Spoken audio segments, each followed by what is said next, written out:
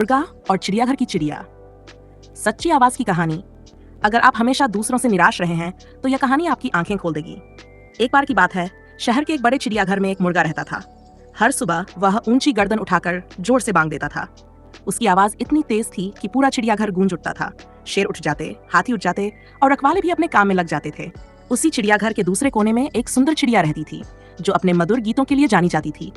उसका गाना इतना सुरीला था कि जो भी सुनता वहीं ठहरकर सुनता रह जाता था। एक सुबह जब मुर्गा बांग दे रहा था तो वह चिड़िया उड़कर आई और बोली, तुम्हारी आवाज तो फटे डोल जैसी है, मेरे कान दुख रहे हैं, ऐसे बांग देना बंद करो। मुर्गे ने देखा कि ये वही मशहूर संगीत चिड़िया है जो अपनी मधुर ध्वनि के लिए प्रसिद्ध है। उसे अपराध बोध हुआ।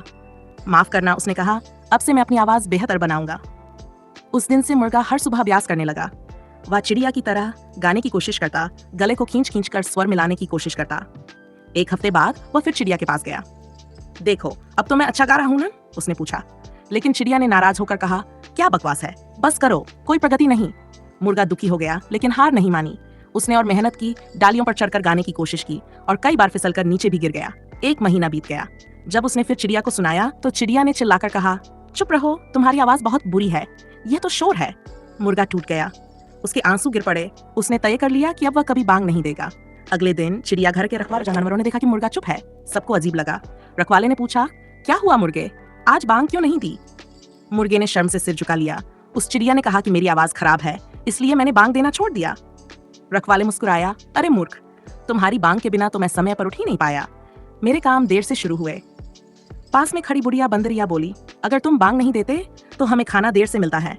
हाथी भी बोला, तुम्हारी आवाज सुनकर ही मुझे पता चलता है कि दिन निकल गया है। मुर्गे को अचानक एहसास हुआ, चिड़िया को सिर्फ मीठी आवाज पसंद है, लेकिन मेरी बांग की अपनी अहमियत है। अगर मैं उसकी तरह बनने की कोशिश करूं तो अपनी असली पहचान खो दूंगा।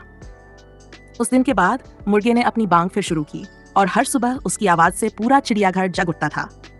वह अब दूसरों की नकल नहीं करता था, बल्कि गर्व से अपनी सच्ची आवाज में बांग देता था। कहानी का संदेश। कई लोग आपको इसलिए ठुकराते हैं क्योंकि आप उनके मानकों पर फिट नहीं बैठते, न कि इसलिए कि आप कमतर हैं। जो लोग आपसे सच्चा प्यार करते हैं वही आपकी असली कीमत जानते हैं। दूसरों की स्वीकृति पाने की कोशिश छोड़िए, अपनी सच्ची पहचान के साथ जीना ही सबसे बड़ी सफलता है। प्रश्न, जब कोई आपकी आलोचना करे तो आप क्या करते हैं? अपने विचार कमेंट में जरूर लिखिए। अगर आपको इस तरह की प्रेरक एनिमेटेड कहानी पसंद आई तो अगला अपडेट जरूर देखें। Motivational story, moral story, Hindi कहानी, chicken and bird, life lesson.